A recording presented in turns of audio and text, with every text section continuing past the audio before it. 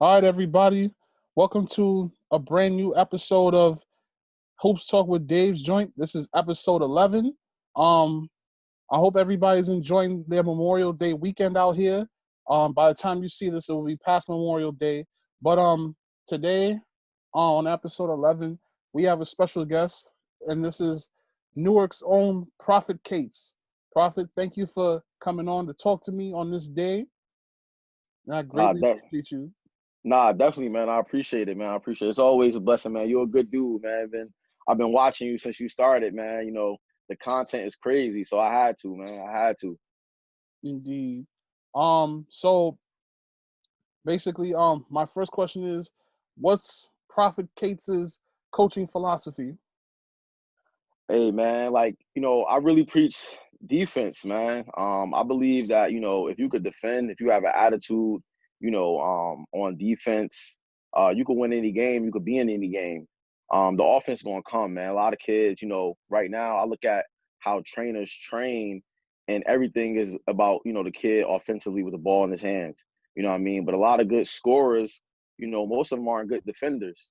You know what I'm saying? So if you get a kid that's a good defender, and I can score, obviously you have a good player there.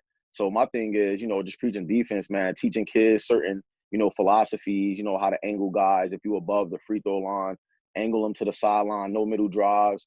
If you below the free throw line, we like to angle guys to the baseline and bring the help from the big, from the weak side, bring the help from there and make them try to throw that, baseline drive, baseline drift pass to which we are already be cutting off. So my biggest thing is defensively, man. You got to get after it for me. It's great. So, when did basketball start becoming a presence in your life? I mean, growing up in Newark, man, it's kind of similar to New York City. Even though I have family from New York City, so I was always back and forth between Brooklyn, Harlem, Newark. So it's a basketball court on every corner. Like in my city alone, we have over 100 gyms.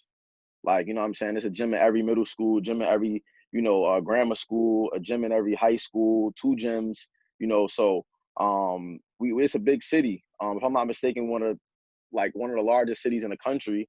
So basketball has been a part of my life since I could walk. You know what I'm saying? So family played the game, you know what I mean? My brother played. So um ever since then, man, I just had a basketball in my hand. So, talk about growing up in Newark. It's a tough city. Talk to me about being from Brick Man, City. listen, man. I mean, it's like I said, man. It's a similar feel to New York, man. If you could grow up in Newark, you could grow up anywhere. Like you can make it through anything. You know what I'm saying? So, being from Newark, I hold that special to my heart, man. Like if anybody know, like my whole from my knees to my ankles, I have like shin tats, and it's all about Brick City, my life, my path, my journey, and stuff like that. Being from the 973, man, and coming up through I grew up in one of the toughest neighborhoods, new community. They used to call my neighborhood Little Iraq because everybody was always shooting and stuff like that. It was crazy, man. So, and being able to go back there and, talk to the kids and they see me now being a coach, you know what I'm saying, playing, basketball at a scholarship level coming out of there, it's a blessing, man. And, it's not easy. It's not easy. Sometimes it was hard, trying to stay focused, staying on the right path. Not being a follower, man. I was always a leader, kind of, just did my own thing. And I'm still here, man. A lot of my friends, God rest their soul, they either were killed by gun violence or, things like that, man. So it's tough, man. It's tough. And a lot of good basketball players, man. I grew up around a lot of good guys who put in the work but didn't have the opportunity, that I had because, I was fortunate enough to have my father in my life.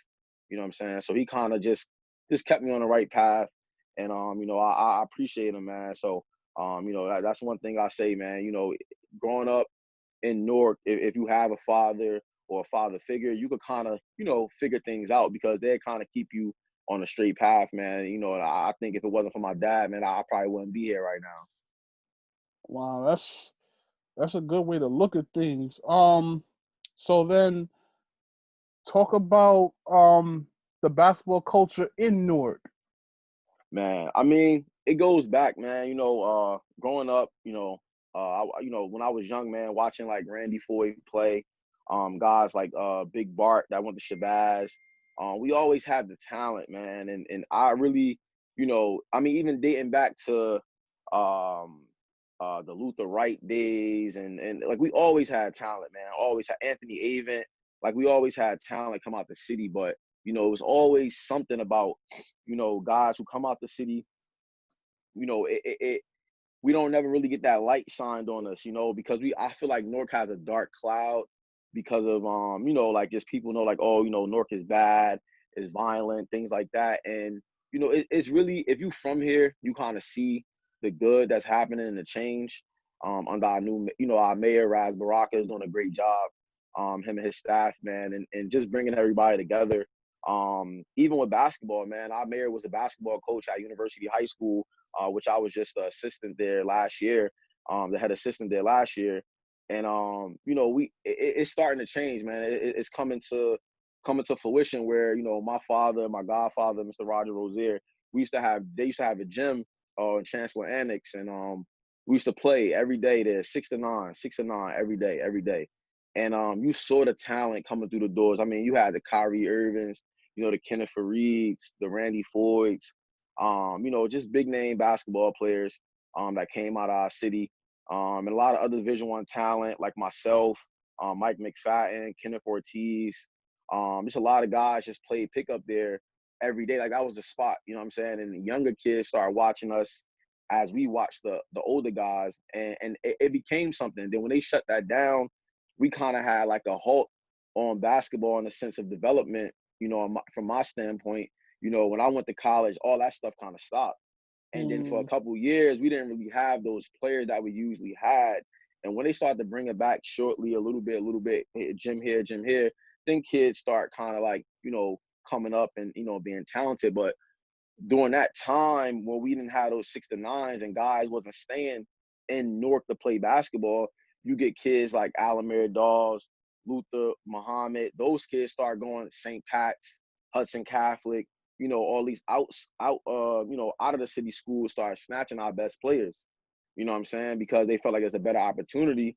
But I believe if those 6 to 9s and things like that and programs are still around, these kids would have been playing for a North public school.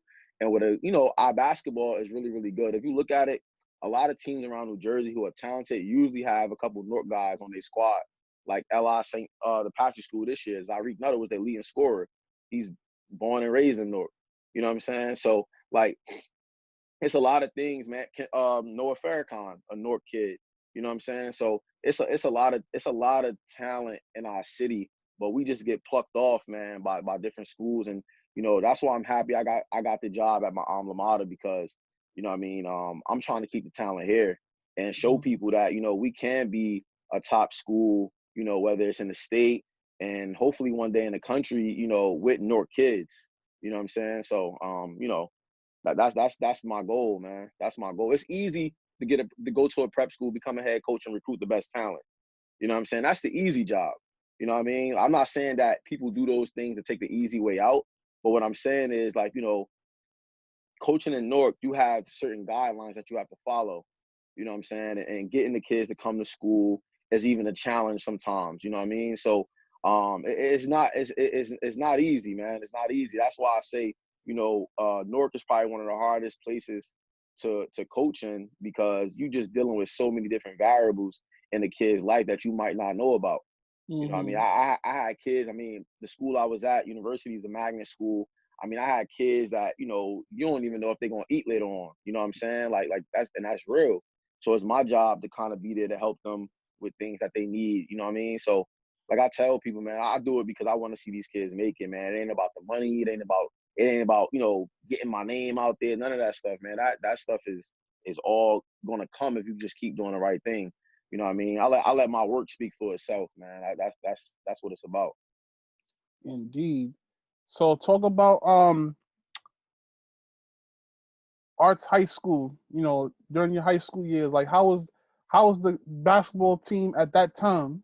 Man, I mean, we played in a tough conference. At that time, you had University High School, which was in our conference, Science High School, and at that time, Science may have won like 4 or 5 Group 1 state championships in a row. You know what I'm saying?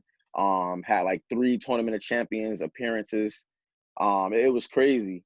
And, being in that conference, I had an opportunity to transfer schools 1,000 times. Like after my freshman year, I was thinking about, going to Benedict's, which is right next door to our tie. Like literally, like I could look out the window and like damn near grab another student from Benedict's inside their window. That's how close we are. It was crazy. My sophomore year, I think I might have scored like 500 and something points in 1 year. And I was ready to leave. I was ready to transfer.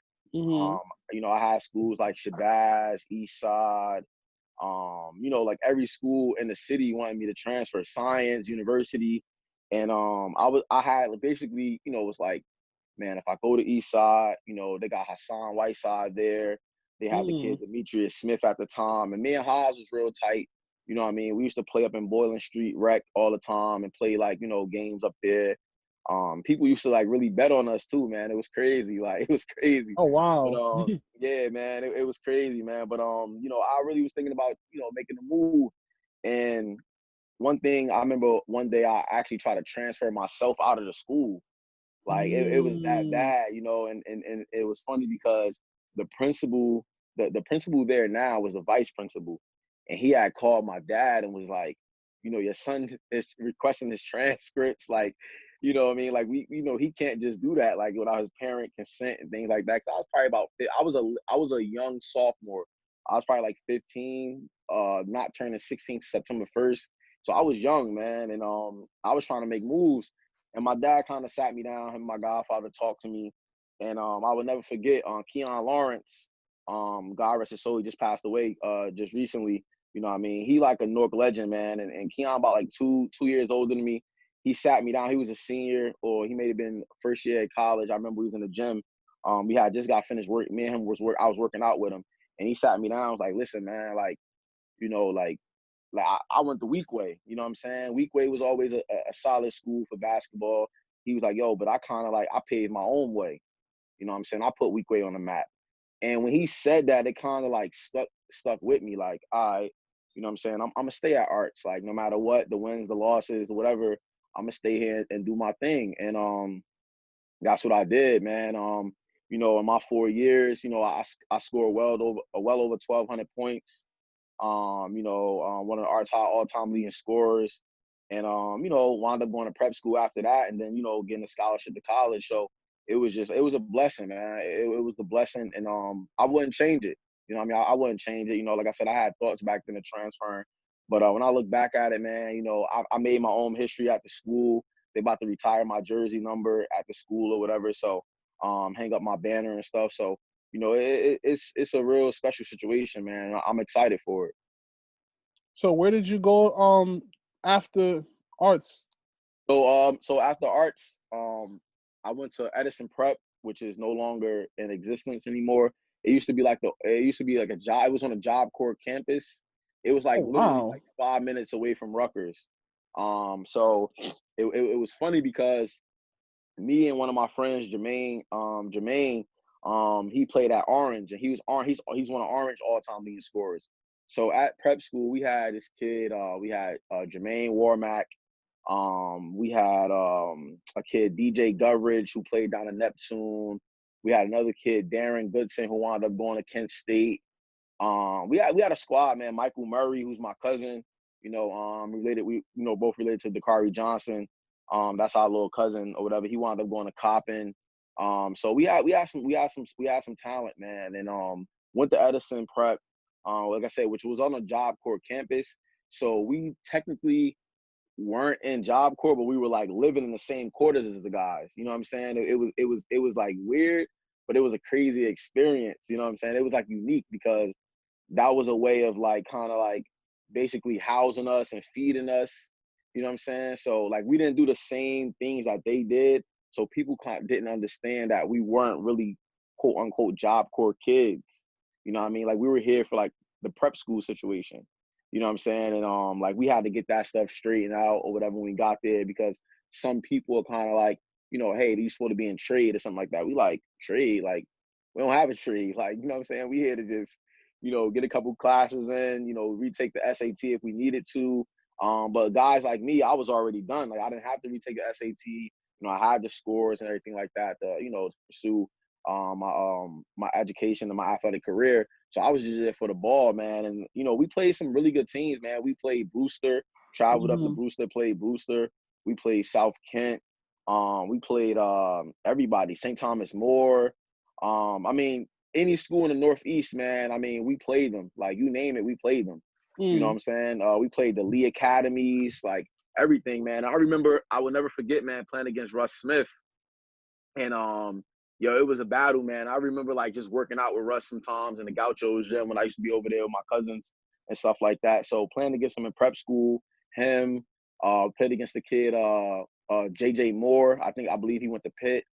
Played against him. So, it was some battles, man. And like I said, we fought and we did our thing. I mean, that's how I got really close with Kelvin Jefferson. That's the head coach now at Gannett University, because he was the coach at South Kent when I played against them. So he remembered me from back then and back in the day when he coached against me.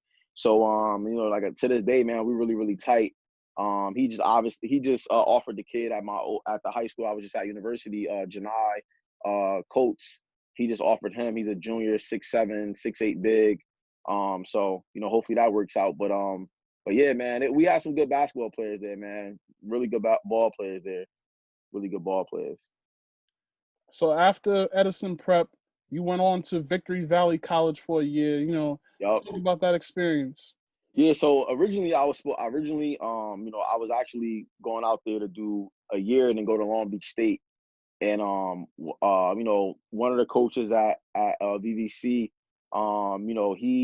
he had it was already set up. You know what I'm saying? I was just going there for a year, then to go to Long Beach State. And I was out there, man. I just got homesick. You know what I mean? Being on the West Coast, it was crazy, man. I really wasn't really like, the basketball situation was great. It was good. But just being out there, no family and things like that. I mean, obviously like Michael B. Jordan, me and him, bro, we close.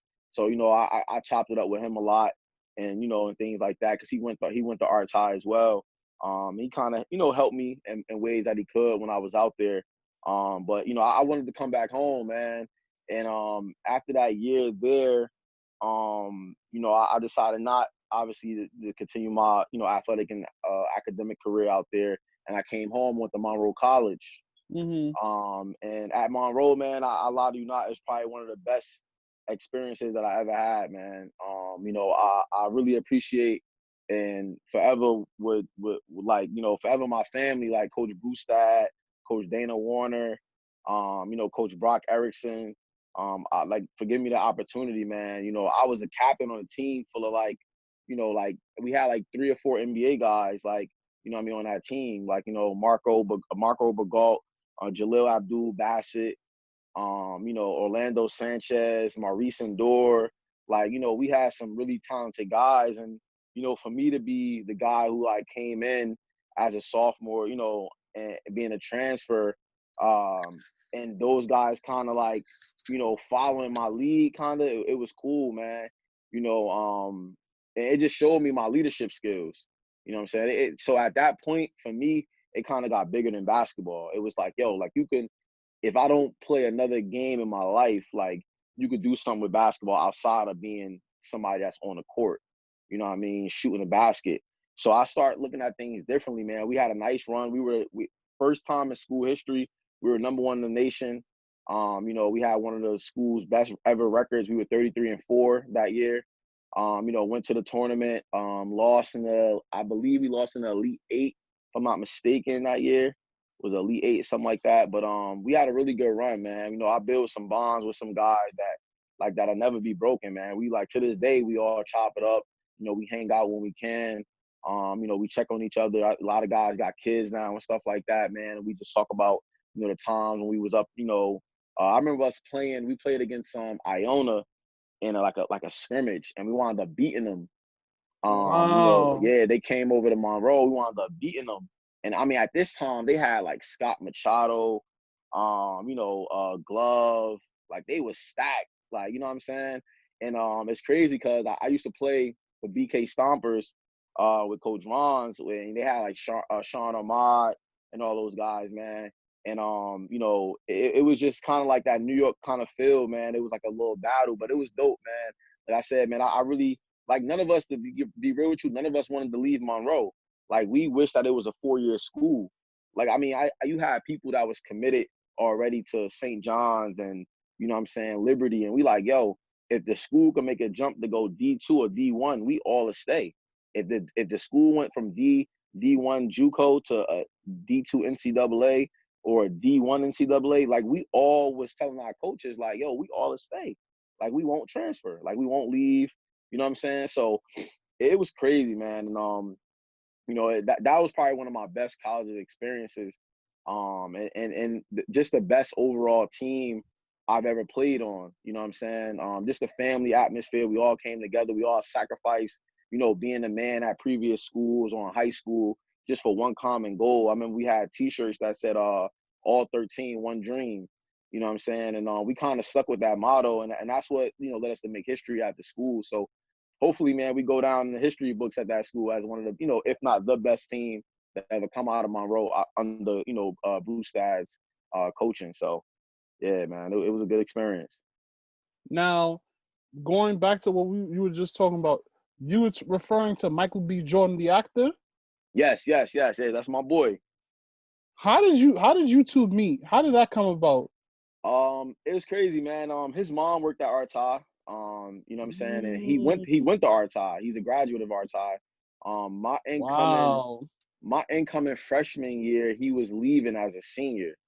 You know what I'm saying? So I remember coming in, and his mom was always, you know, like she's a really, really nice person, just a big heart.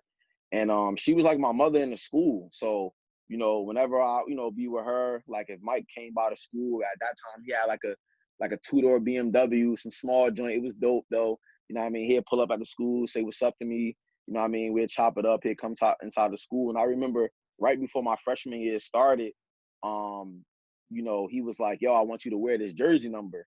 And it was number 4. You know what I'm saying? That's the jersey number he wore. And, you know, I remember he gave me the jersey, and that was the number I wore for all 4 years of high school. You know what I'm saying? And I told him I was going to score over 1,000 in his jersey, because I believe he had scored like 996 points in his high school career, and he didn't hit 1,000. And he was like 4 points shy. So I'm like, yo, I'm gonna score well over that. Don't worry about it. You know what I mean? So I wound up wearing that jersey number 4 for 4 years. You know what I'm saying? And starting varsity as a freshman and things like that. So that's kind of how we met, man. And then, you know, obviously his career just took off. You know, after that, even when he was in Arts High, he was always like never there. Like he was always shooting film for all my children and all that stuff. Like he was doing a lot. I remember like people saying like he used to be like late for basketball games and all of that stuff, man. So, you know, like I said, man, like Arts High is a good place, man. We have a lot of talent that come out of there, a lot of famous people who went to the school. Like I said, we the first performing arts high school in America. You know what I'm saying? The first one ever. You know what I mean? So it's a lot of history in that school, man. And, you know, that's what I said. I'm happy to be an alum, to be a graduate, and I'm happy to be going back there. Wow, I'm looking at the list of people that graduated from there. Tisha Campbell, Kat DeLuna, Savion Glover, Melba Moore, Yup. Frankie Savion Glover Negron. is an active alum, man. He played ball too there. You know what I'm saying? We had an alumni game a couple years back, and he actually played. He was in the picture that was on my coaching video that I put up. He was in a couple pictures that was on there. So yeah, he's a real cool dude, man. Famous tap dancer, like the best at what he does, man. A legend. So yeah. MJ Rodriguez, JD Williams, aka Yeah, Bodie actually, from The Wire. yeah. I actually went to school with MJ Rodriguez. It's funny, you know, at the time he was, you know, known as Michael. You know what I'm saying? So he was a cool dude back then. You know what I mean? But yeah, a lot of good people came out of there though. Indeed. So then you go on to Wilmington University to complete your bachelor's degree. You know, talk about that time. Man, my first year was tough. I had I was injured. I had the red shirt my first year there. I had tore my meniscus, and it was just like I slightly tore my ACL. It wasn't complete tear. So the recovery process was a little drawn out, but I recovered. And after that year, we was under the coach Mike Gallagher was the coach at the time. And he recruited me, him and Vernon Dupree, who's still there. That's my guy. And they wanted me to come in and just like, yo, look, man, we want you to come in, score the ball, you can shoot. You know what I'm saying? They actually saw me play at it was like a showcase that Coach Brewstad, and us went to, and they saw me play. And I had a couple offers from that showcase. I had like LIU Brooklyn, Wilmington, what's the other name of the school? Carwell. It was a couple schools, man, a couple low major Division Ones, D2s. And I was just like, all right, I want to go somewhere where I could, get on the floor right away. So Wilmington, I thought was the best option for me. Like I said, my first year, unfortunately, I ended up getting hurt. And my next year there, I played, didn't have the season I quite wanted to have. I just kind of like was just testing out my knee, just getting everything, my legs back under me. And then my senior year, man, we would like, under a new coach, man, we just like hit the ground running. With under Coach Dan Burke, who's currently the coach there now. Once we kind of figured out that he kind of knew like we had a bunch of horses that we wanted to run and, do certain, like, play a certain way. He kind of adjusted to the players he had and kind of put in a perfect system for us to make the run we did. And we ended up beating Philly U on ESPN for Herb McGee's 1,000-point win. 1,000 career win. Ended up beating them on ESPN. That was big at Philly U at the time. You know what I mean? I remember like Herb McGee, no lie, I thought he was gonna have a heart attack, man. I was like, yo, this dude, he's really, really old. Great coach, by the way. So you guys really, basically really spoiled what would have been his 1,000th win. Oh yeah. I mean, I lie to you not, like at 9 o'clock, 8 o'clock in the morning, it was a line for people to get into the game because everybody wanted to be there to witness that history that they quote unquote thought that they was gonna make. And I never forget this. They drew up like this crazy play for this kid Switcher or whatever, knockdown shooter for them.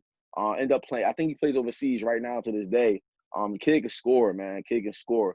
Wasn't a great defender, but he could shoot the hell out the ball. They ran like this little flare screen, like misdirection play into a flare screen for him to shoot the ball for the win. We were up 2. Like he missed it by like this much, man, and we wound up beating them and spoiling that day. That it was crazy, man. It was a crazy. And after that victory, man, we wound up making a run in the CACC playoffs. Went to the CACC championship for the first time in school history under NCAA. I was the captain of the team alongside Neil Valentino, who was a starting point guard. And yeah, man, I mean, the rest was history. We kind of paved the way for what the guys are doing there now and changed a lot of things. And, that helped Coach Burke's career like tremendously, man. Being a first-year head coach, making it to the championship his first year, man. I know that kind of like that made him somebody. And I mean, he's always a great coach. But getting somewhere the first year as a head coach, period, making it to that championship game, your conference, first time in school history, he kind of solidified himself at the university, and I don't see him leaving anytime soon. You know what I mean? He's well established there. His wife is actually the head coach at Goldie Beacom. So they're entrenched in the Delaware area. So man, I know they're gonna be there for a long time, and I'm definitely gonna help him get players. Of course, man, that's my guy. So I appreciate what he's doing and what he's done for the program thus far. So shout out to Wilmington U. So man. After that, when did you decide to coach? Man, believe it or not, I was always coaching whenever I came home from school. I was always coaching whenever I came home from school, man. I remember back in the day, it was King Street Kings. And obviously, Fran ran that program, and I will always coach his younger teams. I mean, we in the gym, you had Luther Muhammad was a young boy, 6th, 7th grade. You know what I mean? Javon Quinterly, Nas Reed. You know what I'm saying? These guys were like, young in the gym. So, I was always coaching back then. I was coaching and I will never forget one summer, I probably had to be like maybe 19, maybe 20. And I'm coaching against, I forgot I don't know. It was like he was like, I forgot the guy's name. My aunt know, because she the one who bigged it up or whatever. And I had like the kid Zion Bethea on my team who was going to Hofstra. He was like 8 or 9 years old at the time. I had Kamani Johnson, who's my little cousin, who's at Little Rock.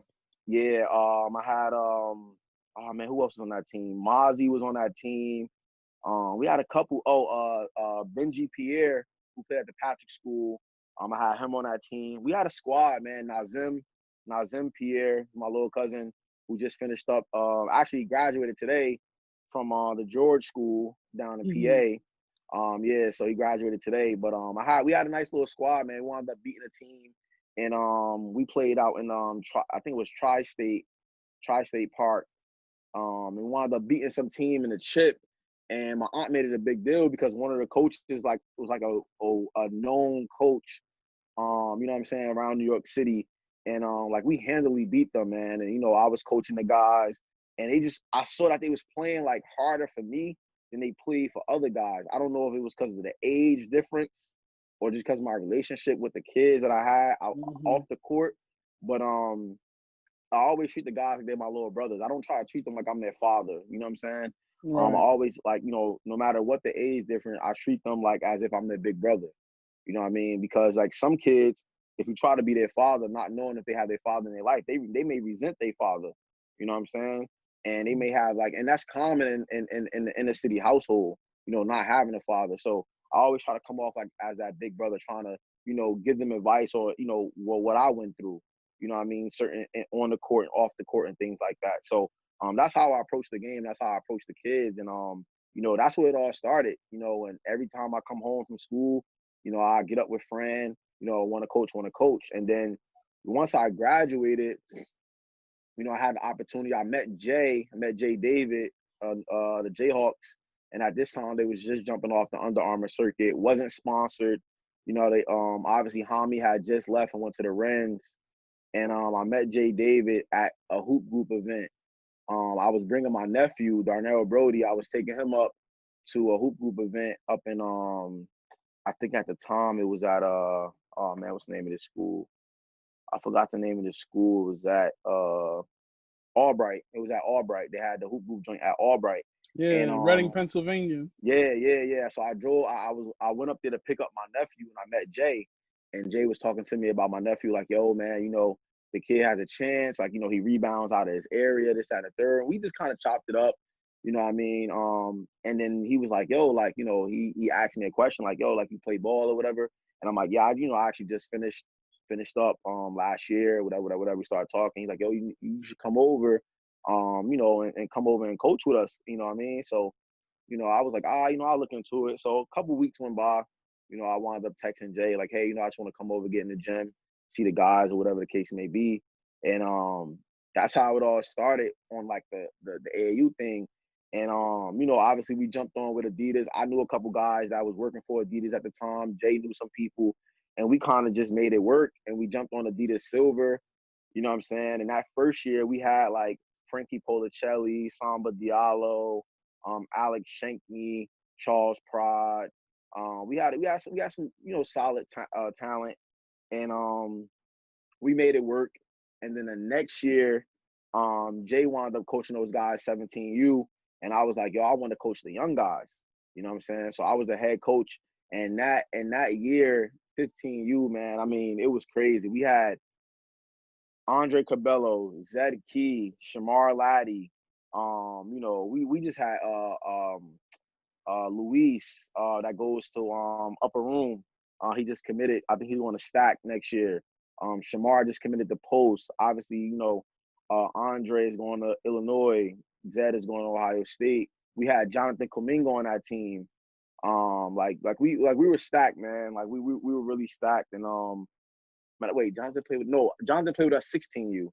16U that year. He played with a 16U. The next year, the following year.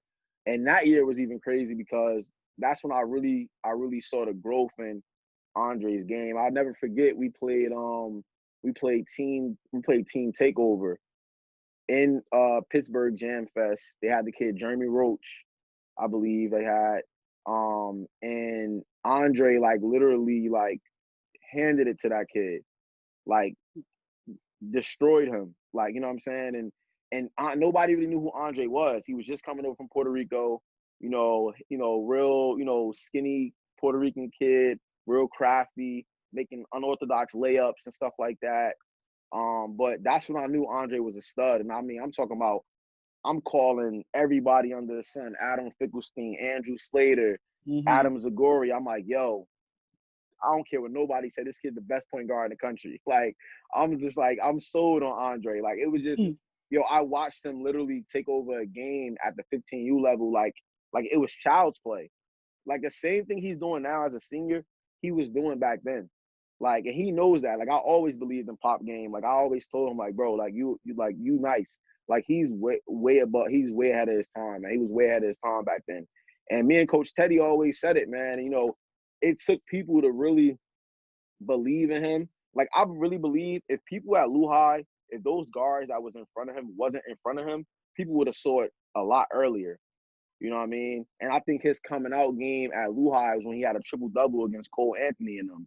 You know what I mean? That was like his coming out. To me, at the high school level, that was like his coming out game. You know what I'm saying? At the high school level. But AAU, he was always tearing it up, man. And I think that, now people really see. I had a lot of scouts text me like, yo, man, you were right about Zed. You were right about Andre. Like, I would never, kind of like, I will always listen to you when it comes to kids and talent, because they didn't see that coming. A lot of people didn't see that coming. I saw it. Like, I was coaching them. You know what I'm saying? Like, and a guard like that makes a coach job a lot easier, man. So definitely, man. So then, after the Jayhawks, you went on to sports. Talk about your stint there. I mean, that was kind of like, very briefly, obviously, last year. I came in there with the just likes of like, yo, I just want to come in here and put together a team and, go out here and compete. You know what I'm saying? So I wound up grabbing Jalen Blakes, who's at Blair. Had a good relationship with him and his pop, so I got him to come over. And a couple other kids. We had the kid Jaden. We had the kid Rafael Castro. We had we put together a nice squad in a short period of time. We had Janai Coates. We had who else we had? We had oh man, I'm trying to think. Oh, we had the kid Gio that played at the Pack School this year. So we had some good pieces, man. We had some really good pieces. We had Josh Rivera that was at RC. Now he's at St. Thomas Aquinas high school in Jersey. He just transferred. Very athletic, 6'6", 6'7" wing. So we put together a nice little group. And at the time, from my understanding, obviously like Sports U was kind of on a decline. You know what I mean? Like, they had a really good 14U situation, and the high school situation was just like kind of dismantled. And we put together a squad on 16U to kind of like try to bring it back to life. We wound up losing in the UA on the UA circuit in like the Elite Eight or whatever the case may be. But we had a really good run, man. We had a really good run, and a lot of kids started getting noticed because of that run. You know what I mean? Because of what we did and kind of what we established with those guys. And after that, it was just like, you know what, man, I got a call right after that, going back into high school. I was just telling the kids like, yo, man, just, do what you gotta do, come high school season, everything will kind of come come to the light. And Jalen Blake's kind of like blew up, you know what I'm saying? And that last year in the UA circuit, he was like, just picking up a lot of like couple offers, a lot of interest. I was on the phone with a couple schools like West Virginia, a couple other schools like that. And they just loved the way he plays so hard. You know what I'm saying? Like, he's just a hard-nosed player, like 6'1", 6'2", but, I was on the phone with Georgia a lot. So, he kind of like did what he had to do to kind of make a name for himself. And now, like you see now, man, the kid's just like, he just took off. And I'm proud of those kids, man. A lot of those kids, obviously picked up offers and interests and stuff like that, and went back to their high school and kind of solidified a spot on their prospective high school. So, that's what it's all about, man. I don't care what circuit I'm coaching on, Adidas, Under Armour, Nike. My job is to develop the kids, make them better, and ultimately, get them into college. You know what I'm saying? So now with the opportunity that presented itself, me, obviously coaching high school last year, Sports U, it was an okay situation. I knew that they probably weren't going to be Sports U this upcoming year because obviously I was talking to the powers that be in that organization, and so I knew some changes were going to be made, and I obviously made changes myself. So can't really I like I said, man, it's almost like coaching in college, man. One day you at Rutgers, the next day you could be, at Monmouth, you know what I mean? Or you would be at Monmouth and now you at Seton Hall. Like, coaches bounce around. Right. You know what I'm saying? So, in every place you just gotta do the same job, help the kids. Right. Kind of like barbers too. 1 minute they're at one barber shop, there next time they're at another.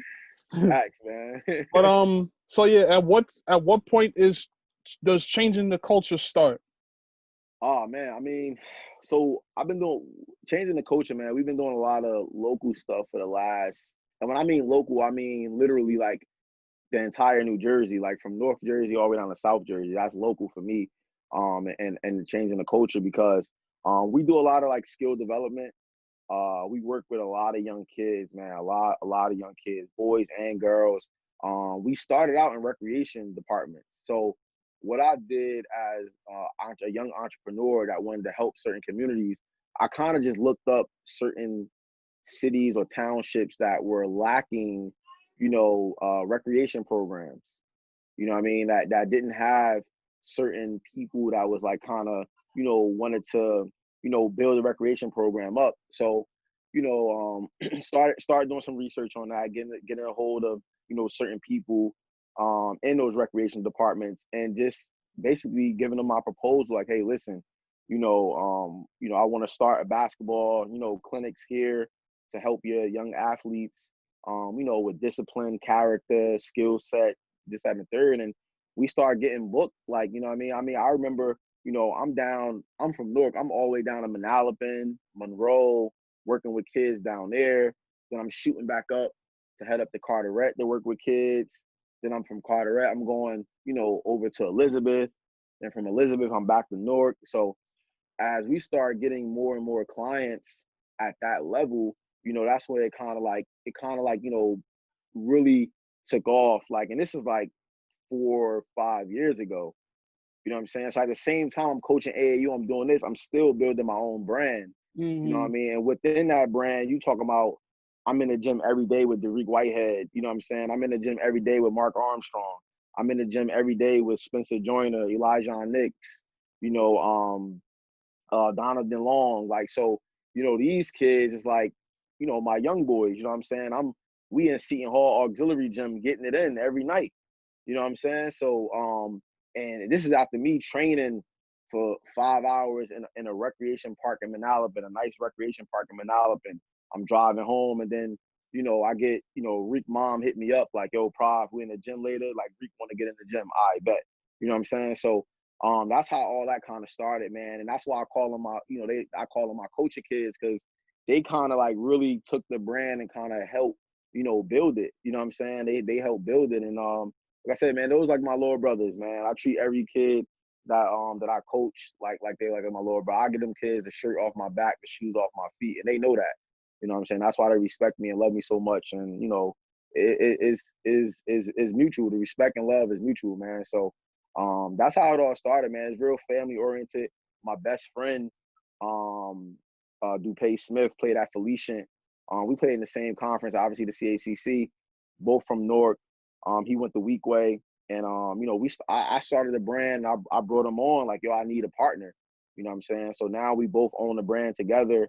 You know what I mean? And he was living in Atlanta at the time when I first started, and I got him to come up here like literally for the brand and helped me build it. And he moved from Atlanta back up to Newark, and he never left since. So, and now we here today, man. And like I said, man, me, I'm really family oriented, man. So if I call you family, that's what it is, man. So he's somebody that really, really, like I said, that's my right hand man. Like if I know something, he knows something. And obviously, I'm bringing him along. He's gonna be a part of my staff at Arta. So looking forward to doing big things with my brother. So Indeed. So talk about your time at university. man, great experience. I love the culture that that we created there. Obviously they always had a history of winning, girls and boys, going back to 2009, 2008. Like when Lauren Mincy played there for the girls, she wound up being a McDonald's All-American, going to Maryland, playing professionally, and stuff like that. And then on the boys' side, you had guys like Devon Gibson, who's like a neighborhood legend when it comes to ball. Me and him grew up together. A lot of good battles when we was in middle school and stuff like that. And this was under Coach Elijah Allen, who's the head coach there right now. I know they won their first state championship in 2009, and then they won it back-to-back 2009, 2010. Had Kazembe Abif, wound up playing at Drexel. Now he plays overseas right now. He's a graduate of there. He had some really good ball players come out of there, man. And then, Coach E retired, I want to say around 2016. They kind of dropped off, and then, the job opened back up, and me and him both was like the two finalists for the head coaching position in 2018. So I was just like, listen, man, like, this your school, like, yo, you got it. I'm just gonna be your head assistant. So we could kind of co-head coach or whatever you want to call it. You know what I'm saying? But this your school. So my job was to just come in and just kind of, we had to kind of like do some changing some things, change things around. Some kids that played last year didn't play the year that me and him came on. And then some kids who thought they was just gonna come in and do whatever they wanted to do, we had to let them know that like this ain't that. You know what I'm saying? And that ain't it. So, a lot of kids kind of realize that, okay, like these dudes mean business, you know what I'm saying? And all they want to do is win, but my job was to help the kids like get into college, man, expose them to something different. My first year there, obviously we came out to Smoke had an event out in So Brooklyn, sure. South Shore. Yeah, I saw you there. And my thing was just to introduce the kids to something different that they ain't never been a part of, man. And I told them like, yo, listen, like we got to compete for 40 minutes. You know what I'm saying? Like, I always say 40 minutes, even though the game's not 40 minutes. I always tell them 40 minutes. I want them to think longer than what the game really is, like a mind thing that I do. But the first half, we were in the game. You know what I'm saying? We was playing against Nazareth. I had some really good guys on that squad. And, we were actually beating them in the first quarter, if I'm not mistaken. Like I said, we press a lot. But, we were really young. You know what I'm saying? We had a lot of sophomores starting varsity. You know what I'm saying? Like one or two seniors, and our rest of our bench were like freshmen. You know what I'm saying? So we competed. Obviously, we got beat by like 40 at the end of the game. But, man, it was a great experience for the guys, because then they like start looking forward to like, yo, we can compete with this team. We can compete with anybody. We just got to do certain things the right way. And that's when they started really believing in what we were preaching, as far as like a collective staff. We ended up finishing that year, I believe, like 19-5 or 18-6, something like that. And then this year came. And I just like did what I had to do, man. I recruited the guys that, that I needed recruited to come in to win. And we got it done. We wound up winning the sectional championship. We had some bumps in the road, along the way. But, like Spencer Joyner was hurt most of the year. He only played like maybe 30% of the schedule, and played like 2 games of regular season and then 8 games in the playoffs. You know what I mean? He had a back injury early on in practice, before the preseason, and it kind of sidelined him for majority of the season. But when he came back at a great time, played his behind off, man. And then with the help of Elijah Nix, the other freshman that we have, that he really held it down until the rest of the guys were eligible to play. And like I said, man, we got it done. The guys started believing in the system and what we preached. And we kind of established, it's a culture established there already. So it was a tough decision, man, for me to leave too, man. That was a tough decision. I really was like contemplating on what I wanted to do for like 2 months. And I talked to my mom about it. I talked to my best friend about it, and he was just like, look, man, it's time. Like, it's time to have your own program, to run things the way you want to run it, like solely. And because I'm all about togetherness, man. I never want to run things the way I want to run it. I want to have a collective group and people's opinion, because I value other people's opinion. And I utilize people, like what people say. I'm not just a guy who just gonna ask you a question. You give me your feedback, I'm like, I ain't gonna do it anyway. It makes no sense for me asking you a question. So I value people's opinion, man. And so like I said, man, it was a tough situation. And I literally, like a couple of days ago, decided to take the job at Arts officially. And now I'm looking to build that up and put us on the map. Indeed. So tell me a little bit about Dariq Whitehead. Oh man, like that's family. It ain't really too many other words to say, man. Ever since Dariq was a young boy, man, playing football, what I'm saying, it was always something about that kid, man. Like, yo, he's special. What I'm saying? Like, real rap, if he was to jump on the football field right now, he'd probably be the number one wide receiver in the country. Like, it ain't even close. Like, he's lightning quick, great feet, like big hands, catch everything. I remember he was like 9 years old. He made a like one-handed catch, 2 feet in bounds on a sideline, pulled it in, like checked to see if his feet was in. That's some NFL stuff. You know what I'm saying? And like that's at 9. You know what I mean? Just his awareness of like his just athletic awareness of everything is just crazy, man. It's crazy. And you see it on the basketball court. Like he's like 6'6", 6'7", lightning quick. You know what I'm saying? Long arms, like really great defender. I don't think people understand how well he can defend. And I tell him that. I don't think he understands it. Like how well and how elite defender he is at every position. He can guard a 4, like he can guard a 3, a 2, a 1. You know what I'm saying? He just a superior athlete. And a lot of his genetics, man. Like his brother is in the NFL. Obviously, Dariq Whitehead went to Westside High School. You know what I'm saying, went to Temple after that, and then, just kind of got it out the mud, from there, man, and sustained the job in the NFL for 10 years now. You know what I'm saying? And that's not easy to do. You know what I mean? And so, like a lot of it, he sees like what his brother had to go through and how he grinded it out. So Dariq kind of have an understanding of, what it's like to be a professional. You know what I mean? Like firsthand, even though it's 2 different sports, but it's all in the same, man. You go to work every day.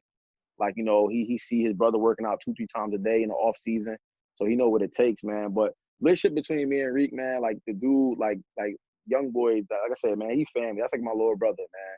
Like, I handle a lot of most of his recruitment. I help his mom make certain decisions on, where he should play at, what he should do, things like that. But ultimately, is their job and it's their decision to make the final say so.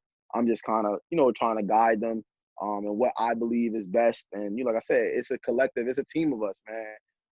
Me, Coach Haas is another one of his coaches, Mercedes, who's like his aunt, and his mom. Like, we kind of just all get together and just try to, make sure we all in cahoots on making the best decision for Dariq, man. And things working out, man. Things working out. And, Reek know what he got to do, man. He's a very mature kid. Won't believe it, but he's still 15 years old. You know what I'm saying? He won't be 16 till August 1st.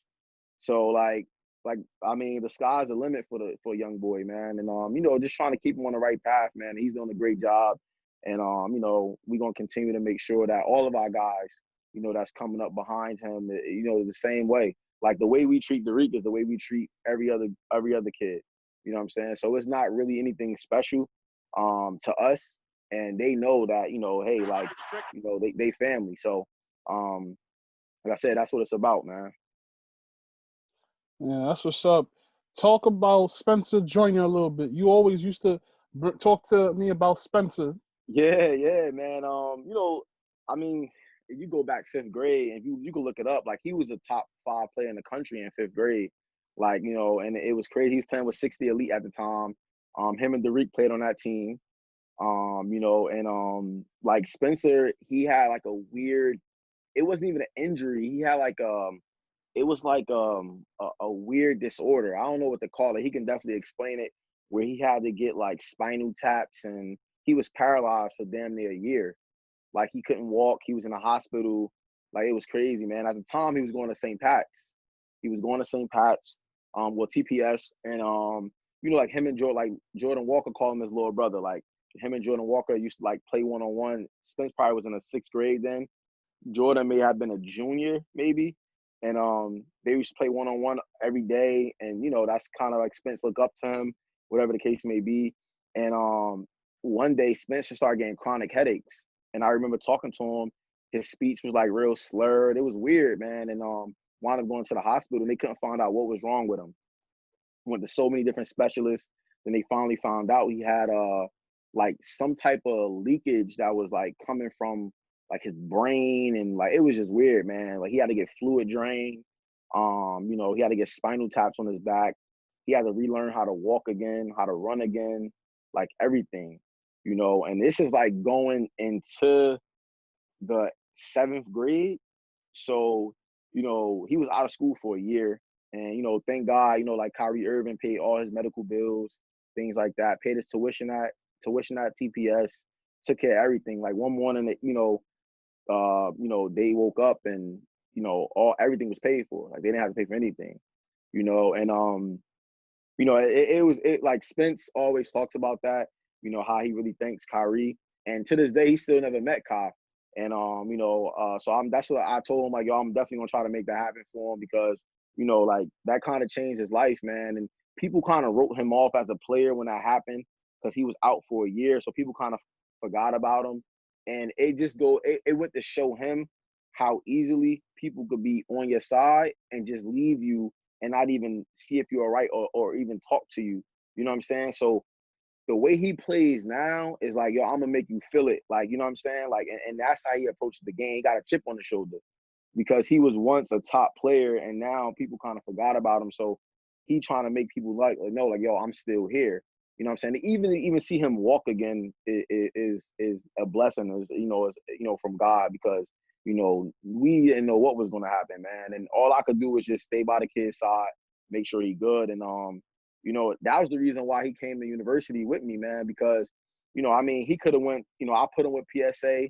When he first came back to playing basketball, he still was a little, not on his A game, but he started to get it back. But his athleticism was still there. You know what I'm saying? And he played with PSA. They lost in Elite 8 and made. Him, Simi, all those guys, Will and all those guys, they all played together. And Spence had the opportunity to go to any prep school in the Northeast. And even Bishop Gorman in Vegas was like one of him, because he got family out there. And I remember him telling his dad and his mom, like, I'm going to university. Like, I'm going with Coach Prov. And that kind of like stuck with me, man, because I really felt like this kid, like, knew that I was always on the side. I didn't ever give up on him. I checked on him every other day, went to go see him, you know what I'm saying? Just, on the phone with him. And, kids like that, man, he remembered that. Like, he understood, like, yo, this dude, whether I could play basketball or not, like, he with me. You know what I'm saying? And always supported him, man, always supported him. And I think that's why we have the relationship we have today, man. And like I said, with every kid, man, like, for me, it's bigger than basketball. And a lot of coaches out here just want to know if the kid could put the ball in the hoop. And I'm like, yo, I want to prepare this kid for life, because one day he going to have a family. One day, you know what I'm saying, he going to have a job, you know what I'm saying, or he going to be a business owner or whatever it is. So I look at things outside of basketball, and I'm just trying to, help as many kids as I can. And he just happened to be one of the kids that I'm helping. And, and like I said, man, his situation, I don't think that another kid would have came out of it the way he's came out of it. You just talking about coming out of that, playing AAU, he picks up his first offer, from Little Rock, Arkansas. Then the next offer from Fairfield, from Coach Jay Young. And then, like, next thing you know, I'm on the phone with Maryland, Creighton, Rutgers, Seton Hall, and then Seton Hall offers him. You know what I mean? Coppin State offers him. Like, so, like, right now, he got, like, 6, 7 offers, like, probably, like, 12, 13 schools interested in him. Creighton just waiting to see him play again. Obviously Seton Hall, obviously they offered him, and they really, really love his game. And you know, because they know him. Like right after he was able to walk again, Adam Zagoria did a post on him on his blog or whatever, and I had took Spencer to a Seton Hall game, and he sat right behind the bench. You know what I'm saying? And you know, Adam interviewed him, we talked, and you know, Spencer gave his piece on, you know, he just thanked me for hooking him up and getting him at the game behind the guy's bench. And he said, yo, hopefully one day he'll be playing on that floor. So like for him to receive an offer from Seton Hall, man, was big, man. The kid was super excited. You know, he knew he had put in the work, and he's a totally different kid from when they took that picture of him sitting behind the bench to now. Like now he's standing 6'3", 185, you know, looked like a college freshman. His body looked like he looked like a college freshman, man. And you know, it's a good thing, man. You know, like a lot of people, you know, they, like I said, they would have gave up on him, man. They don't stick by certain kids, and I think that's why he real close, you know, to the hip, you know, with me, because he know that I believe in him, and you know, I'm gonna make sure that he get what he deserves, man. As long as he keep doing what he doing, the sky's the limit. So. Indeed. So talk about, you know, the scholars.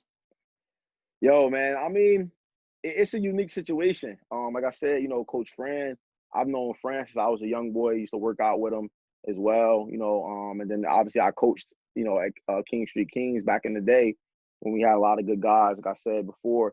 And it was one of those situations where it was just a conversation. Like Fran called me, he was like, "Yo, what's up? What you want to do?" You know what I'm saying? Like, yo, I want you to be a part of the scholars, make you a middle school director, and you will be, you know, a coach on, you know, 15U or 16U, whichever one you want to coach. So, you know, right now I take the role of like, you know, recruiting guys, obviously, you know, and just helping guys, obviously, you know, reach out to college coaches to get guys on their radar and stuff like that. So that's really like my job like right now, that's what I'm doing. Obviously, we're not, you know, playing anything like that. So, but right now, I take on the role of just like recruiting kids in the program, and then for the kids that's in the program, just reaching out to college coaches to let them know, like, hey, this kid is playing with us. He can do this. You know what I'm saying? You might want to put him on your board. He's a 2022, 2023, whatever the case may be. And, you know, that's where it's at, man. But, you know, the opportunity is great. We got a lot of good people involved with the program. And, you know, we're looking to do, you know, some good things on the EYBL circuit. And, you know, I think we're going to be successful, man. A coach like me I'm probably, I don't know if I'm one of the very few, but I'm probably one of the very few in the country that's probably coached on every circuit. You know what I'm saying? Like Adidas, Under Armour, and now Nike. I'm 28 years old. You know what I mean? So like, I had a good friend of mine, he's an agent, called me the other day and was like, yo, man, like you need to really look at getting into evaluating players. You know what I'm saying? You've seen different players from different circuits, different, you know, different areas, like, you know, coaches value your opinion on players. And you be telling people about a kid before they even blow up. You know what I'm saying? And he's like, yo, you got a good eye. I remember it was funny because Dariq just got offered by a couple schools, obviously Tennessee, Wake Forest, you know, LSU, and then he was on a Zoom call, I believe, with Georgia. My guy that's down there, John Linehan, who's my guy, and I was telling John about Dariq since Dariq was probably like 11, 12, and John was probably at Brown at the time. You know what I'm saying? I'm just like, yo, I got some kids. Yo, I'm telling you, man, like, you're going to be hitting me up in the future about them. You know, coaches, small talk, man, get out of here, man. You know, this, that, and the third. And they're like, okay. Yeah, and then now it's like, fast forward a couple years, I want that years. kid. Exactly. You know what I'm saying? So it was just funny, man. And then when my man told me yesterday, like, yo, you should start really, like, you know, just, you know, getting out, you know, writing down things about certain kids, their weaknesses, don't be biased, you know, their strengths, their potential, because you kind of be foreseeing things. So I'm getting into that. Like, I'm kind of like, you know, branding another changing the culture. I might start doing player evals for guys, you know, just going out to certain events and just like evaluating kids. And like I want to do the younger kids because I'm looking at, like, I always had a good eye for the younger guys that developed into something.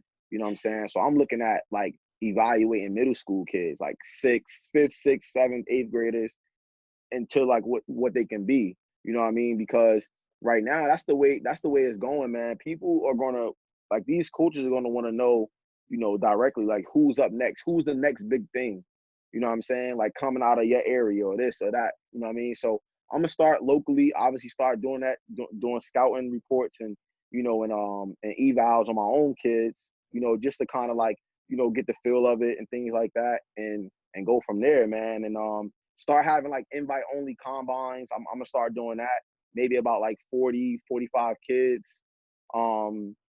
Invite them to like an NBA style combine. I want to do high school kids, and I want to make it like, first I'm probably gonna do like tri-state area kids, probably like 20 kids from Jersey, 20 from New York, 20 from, like PA or Connecticut, and just put them in like a select only combine, to where as though they can kind of prepare themselves for the NBA combine. So we're gonna kind of tailor it towards that, so the kids can have a feel of it. You know what I'm saying? And it'll all be free. Obviously, it'll all be free. They won't have to pay, because obviously we selecting the kids. And I have guys like you there, have guys like, NJ Hoop Recruit, people like that, man, and make it a really good event, to where as though kids can kind of get a gist of how the combine is going to be, in the future. That's what I want to start getting into. Indeed.